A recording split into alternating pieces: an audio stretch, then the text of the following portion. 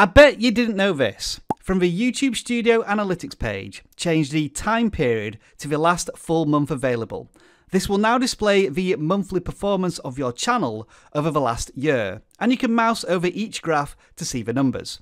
The tabs at the top still work, so you can switch between views, watch time, subscribers, and revenue. You can switch to a daily view if necessary, but back on the monthly view, you can click on advanced mode to break down all of these numbers even further. And as per usual in advanced mode, you can add many more metrics, including, for example, likes.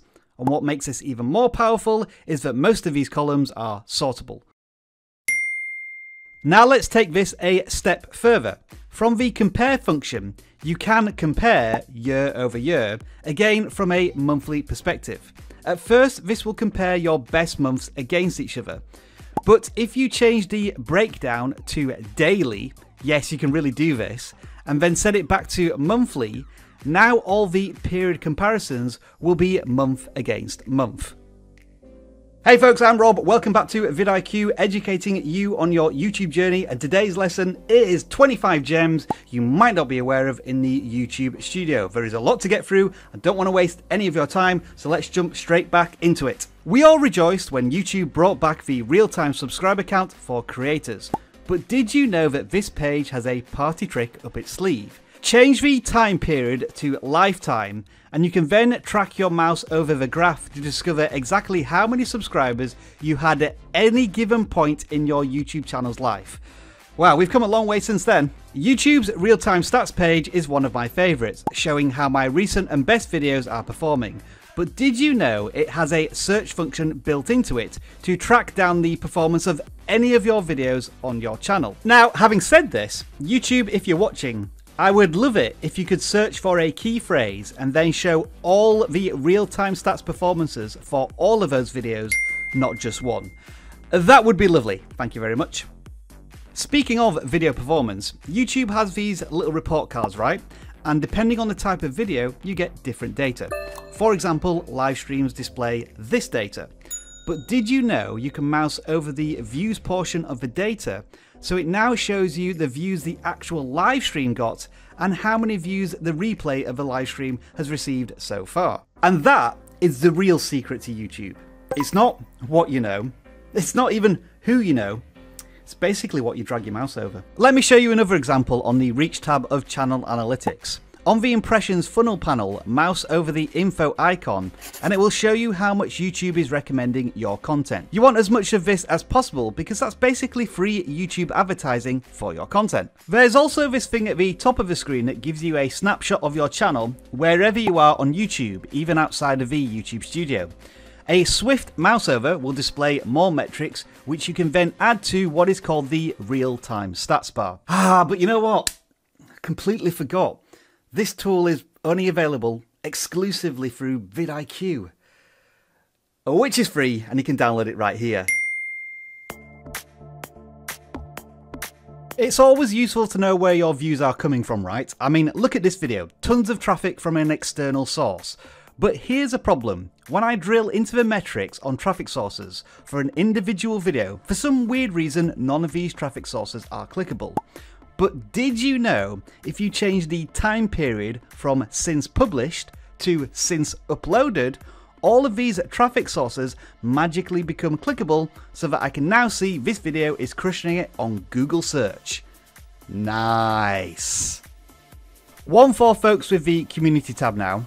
You may have already seen the new panel in the engagement tab in Channel Analytics. But did you know you can really drill into the metrics? Here's what I suggest you do. For community posts that are text or image only, sort by likes and see if there are any patterns. In this example, it's obvious people like and engage with the fill in the blank community posts. You can try the same thing with voting polls too. These are YouTube's secret and probably overpowered weapon. This time, sort the community posts by the most votes, and yeah, whenever we keep it simple and ask folks to pick one or the other, they really like that. And did you know? If you mouse over the post, you can see the actual results of a voting poll. And did you know that if you have over 1,000 subscribers, you can mention creators using the @ handle, just like you would do on Twitter? Well, on the YouTube Studio side of things, this new screen will now show you whenever another creator has mentioned you and allow you to view the original post, say thanks, and who knows, maybe spark up a conversation and a possible future video collaboration. Back to video analysis now, and holy smokes, did you know YouTube occasionally will report back on specific things about the video's performance? In this case, the fact that the video is getting more views from up next and has a higher click-through rate. Now, as I say, it won't report back like this for all videos. I think the trigger for these is when either a video performs well above or well below the channel average, because it will also highlight the problems some videos are having, such as this one. My excuse is that this is an evergreen play.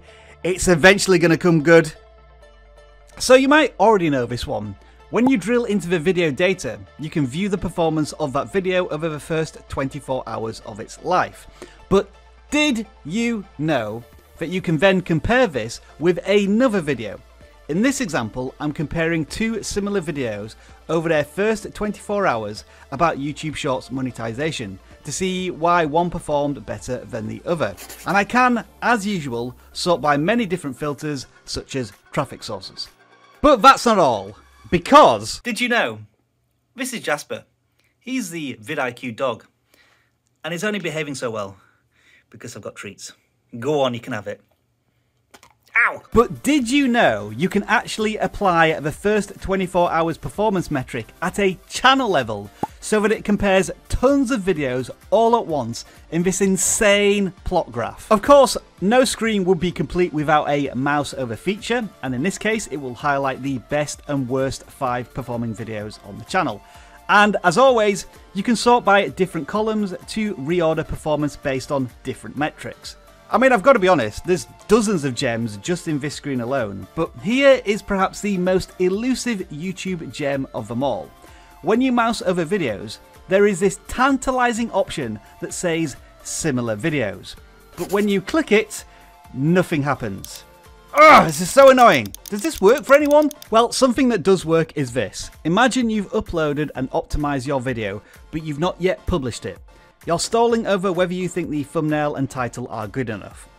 Well, did ye knoweth that you can type in a search term you would like to rank for in this box, and it will then show you how this video will look compared to videos that already rank for this term on YouTube.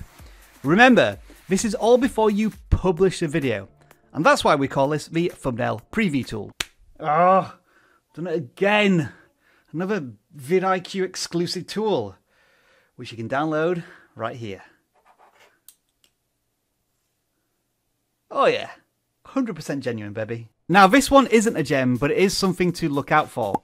Did you know that YouTube have added this permission to all of your non-shorts video content, allowing creators to sample audio from your videos for their YouTube Shorts? This permission has been turned on by default and applied to all of your videos. Now, if you do want to turn this off, don't waste your time doing it manually for every single video.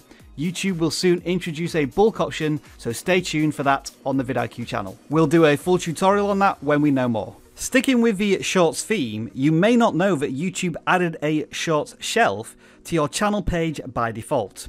This will be at the bottom of your featured section in the customization screen on the YouTube Studio. We have moved it to the top because we make YouTube Shorts, but you may want to remove it completely, which you can do by clicking on the 3 dots. And don't worry, you can retrieve it if you want to by clicking on Add Section.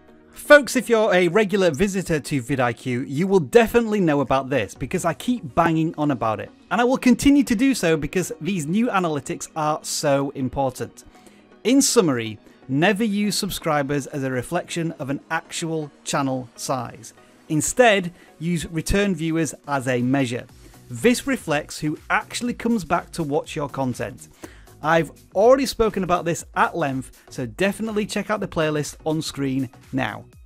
Alrighty then, we're back on the main channel analytics screen now because there is something in the top left hand corner of this screen that you've probably never even thought to click on.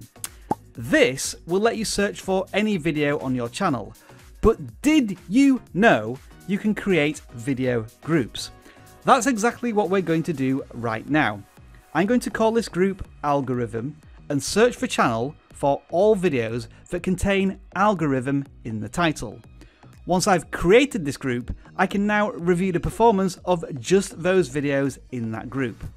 You can set up groups for all types of tests, be it video topic, video length, different style thumbnails, and then, if you wanted to, like before, you can compare one group of videos against another group of videos.